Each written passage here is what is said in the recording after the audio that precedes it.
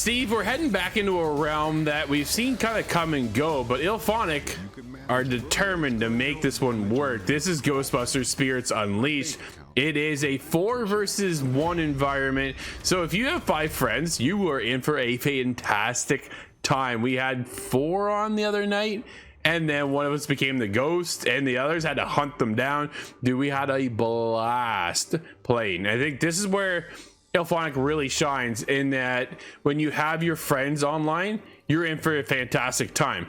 If you don't have your friends online and you're going into Ghostbusters Spirits Unleashed solo, you're gonna have a good time, but it's definitely gonna be a different experience, right? Versus going in with 5 friends. I think that is the biggest thing for me as a takeaway from this game. I've had a blast. There is a story component behind all of this as well. So the more you play, then they give you story little clippets. From there, you go out and just go hunting, or you become the ghost and you go haunt, sorry. And that's how you kind of play the game. And then the progression as it goes along then opens up other story avenues, right?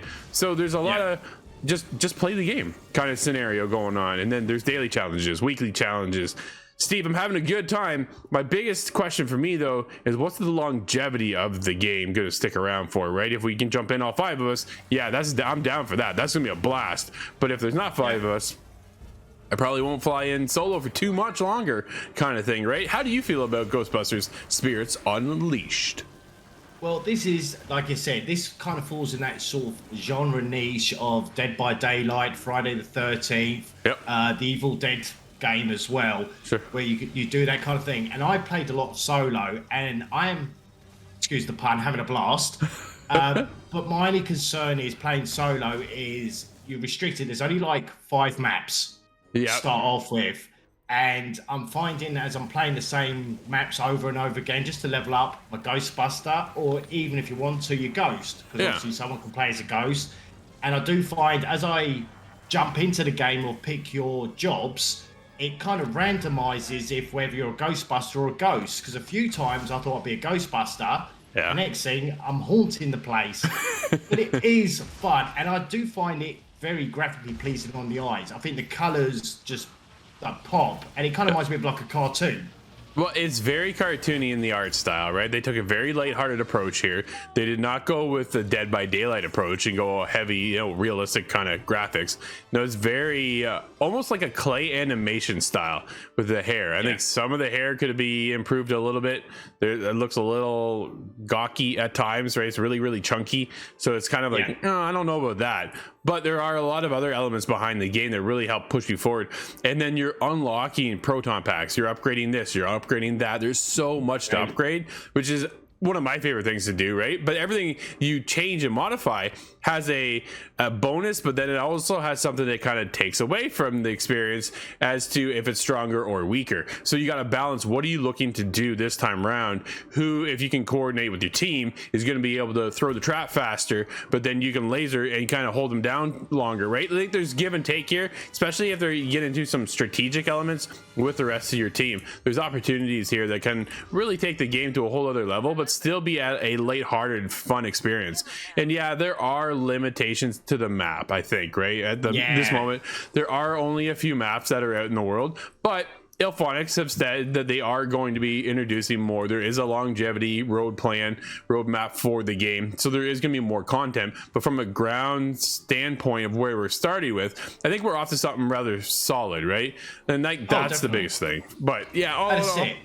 Go ahead, Steve. Sorry, I was just going to sort of mention, because obviously, like, your main fire station is the main hub. That's so right. obviously there you have Winston, you have Kate who does all the jobs, and you have Eddie who does all your upgrades, even though you can still do it from your locker and bits and pieces. And then obviously as you leave the firehouse, then you sort of got like an alleyway, which is your target practice and your upgrade for your weapons or your traps. And then obviously you have Ray's Colt's bookshop, which I do love, because obviously you've got like the Dan Aykroyds and obviously the Winston from the original cast. And I think that was a nice touch as well.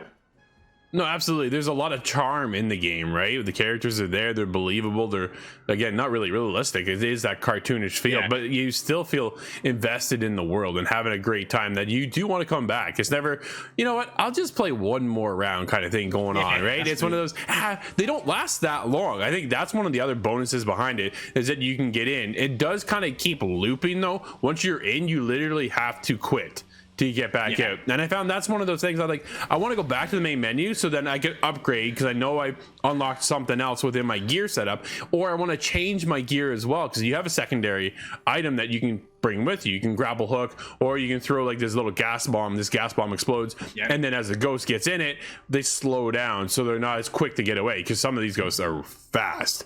Right now, we're also sitting at about 4 ghosts, I believe, which are completely, you can change them as well, which I thought was pretty cool, and upgrade and all that stuff. Dude, it's fun. It is at the base level of this game. It is fun, and if you have a crew that you can run with, that's an even better time. And that's where I choose to play the game.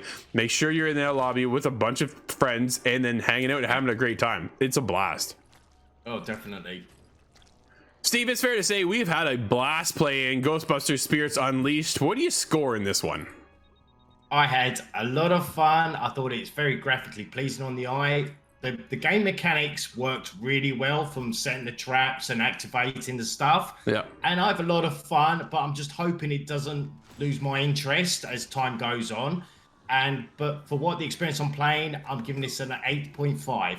Nice. Yeah, that's pretty high. That's impressive. I don't think I'm that high. I think we have a solid game from Ilphonic once again, but it's the staying power that really kind of has me a little bit worried, right? You get 1 daily challenge. You normally in other games get 3, and then you get 1 weekly challenge, which is pretty understandable there.